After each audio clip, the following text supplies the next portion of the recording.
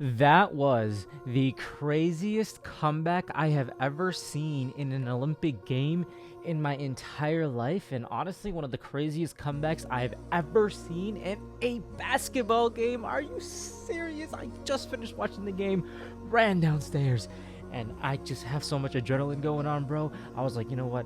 I have to make an unscripted, unfiltered, straight up video reaction to one of the craziest Olympic/basketball overall games I've ever seen in my entire life. What up, everybody? It's your boy STG Hoops with a brand new video. If you just typed in Olympic game, Serbia versus USA, whatever you typed in, and you came across this channel, give your boy a chance. Subscribe to this channel, like this video, help the algorithm out.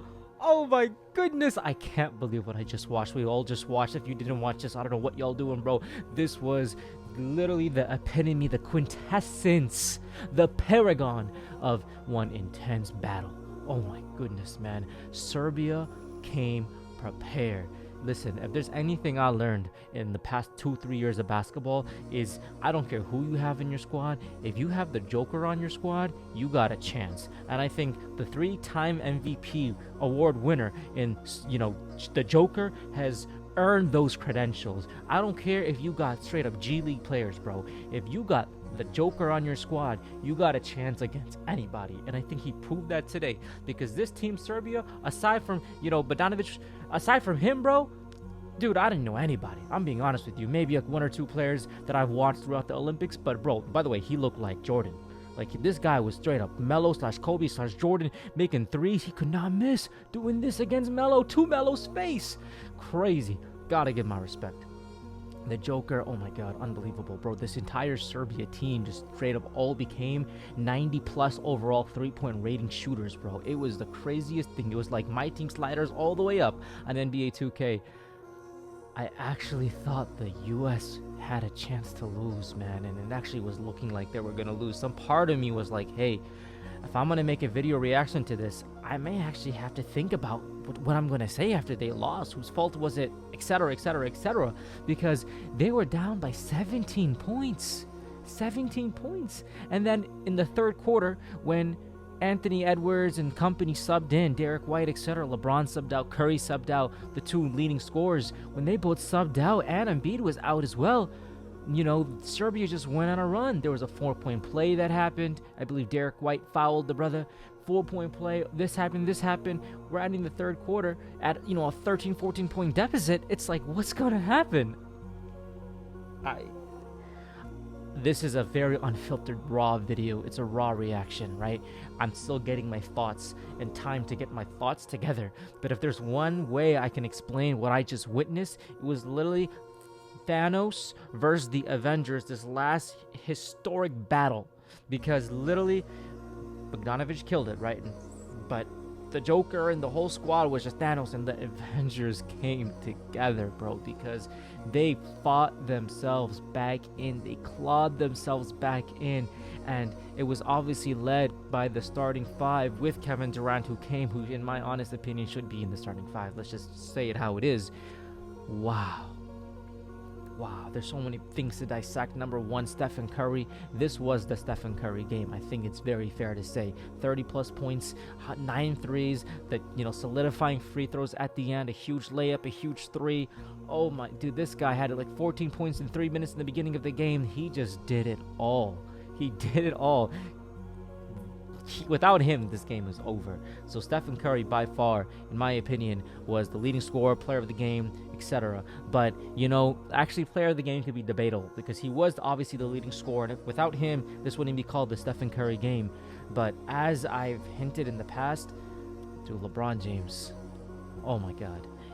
Curry hit huge shots. He kept them alive. But when it really mattered at the end, a lot of people don't look at what LeBron was doing, because, yeah, he may have not had 20 plus, 40 points, whatever, but he had a triple-double. A triple-double in a game like this that are only 10-minute quarters is literally insane, because, if this was obviously a 12-minute game, quarters, 48-minute game, he would have had way higher stats, right? Now you're doing this, against this team with the stakes are so high, and you had to find a balance between rebounding, which he did, playing defense, which he did, obviously passing the ball, which he did, and then also scoring the ball, which he did. He had a super tough fadeaway, in the third quarter, which was nasty. And then obviously in the fourth quarter, the highlight play for me of the entire game that I think actually switched all the momentum was when LeBron James just took it straight to the rim in the fourth quarter, about 3 to 4 minutes left to go, left-handed layup, and he just grinned. Oh my God. The face that LeBron had when he hit that layup toward the end of the game, the expression, the face, the anger, the ferociousness, the Mamba mentality-esque, no cares for human life face, bro.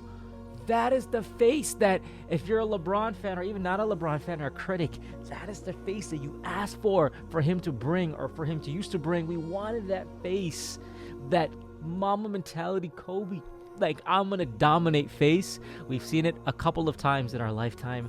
The most prominent one aside from today was obviously Game 6 NBA Finals against the Game 6 in the playoffs against the Celtics right before the finals. Game 6, 55 points? Historic. That's when he had that face. When he made that layup, oh my God. And that's when the table started turning. I got to give respect to Kevin Durant. He was not feeling it too well in the beginning, and maybe even the second and third. But look, he's Kevin Durant. When you need a bucket, you know what? There's Curry, there's LeBron, etc. But when you just need a bucket, you get Kevin Durant. I'm not a fan of how Kevin Durant is getting his rotations and things like that. He should be a starter. That's my honest take on it. And he got the 4-point or the 3-point play, the foul. They got the ball back, which was huge. He had another huge fadeaway from the top of the key toward the end of the game, which pretty much solidified it for the most part. Huge. And he had, a little teardrop in the middle. Got to give respect to Joel Embiid as well. He really, came through this game. I know there was a lot of criticism. I may have even said it as well from time to time, like Anthony Davis should start, because AD was killing it, bro. Like, this whole Olympic run, but Joel Embiid came through. He had great defense on the Joker, but more importantly, he came offensively. Had some great drives. He made some big buckets in the fourth quarter as well. The little floater, the pull-up jumper in the mid-range and things of that sort. Brought a lot of energy. Got some big rebounds. That was huge. That was huge. The U.S. were the team that were supposed to win, and it looked like they weren't. And I know this whole entire game I'm just commending the U.S. and they came back. I live here. It was awesome to see. It was like literally watching. My kids were watching this. My uncle was here. It was like insane. But I gotta give respect to Serbia, because honestly speaking, with the team that the U.S. has, this shouldn't have even happened. And it all goes down to, of course, Bogdanović, who just literally was out of his mind, right? That was just crazy. But also the Joker. The Joker really, really, really, showed up as well. And everybody honestly showed up, bro. It looked like this team could not miss a three. Not one person was missing. They had so much, it was really cool to see, how efficient they were shooting. Even on Twitter, I'm looking, everyone's like, are they going to miss? What are they going to miss? They're not missing. They just had chemistry. They played together. And I got to give respect to the Joker for facilitating everything, but the scores and the trash talk to Melo and everything in between. It was crazy. Wow. I still can't believe what I just watched, man. My heart was elevating, man. I thought it was over, and then the fact that they came back, they brought it close, and then they started doing huge things. Wow. That was literally one heck of a game, everybody. It's a game that I'm always going to remember. I thought Tatum should have get more time. No disrespect to Derek White, great player. But I think you already have a point guard in Curry playing. You had, you had Devin Booker, who's played the point guard from time to time.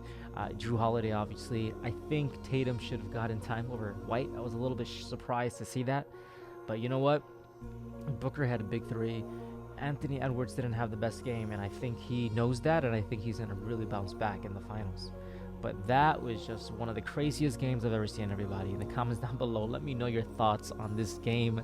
And I try to just be fair in my critique and just kind of just make it a raw one. Obviously, you can go way deeper into the criticism of the coachings and settings and all that type of stuff, rotations, etc. But I just had to get it out of my chest. That was phenomenal. That was awesome. As a fan of Team USA, rooting for my country, it was really cool to see, man. It was literally the Avengers all coming through at the end, and the greatest talent in the world today all coming together to stop the Joker. You can't even make it up, bro. This is literally the Avengers, bro. Y'all are amazing, everybody. Like this video if you haven't. Subscribe if you haven't, everybody. And I'll see you in the next video, man. Peace.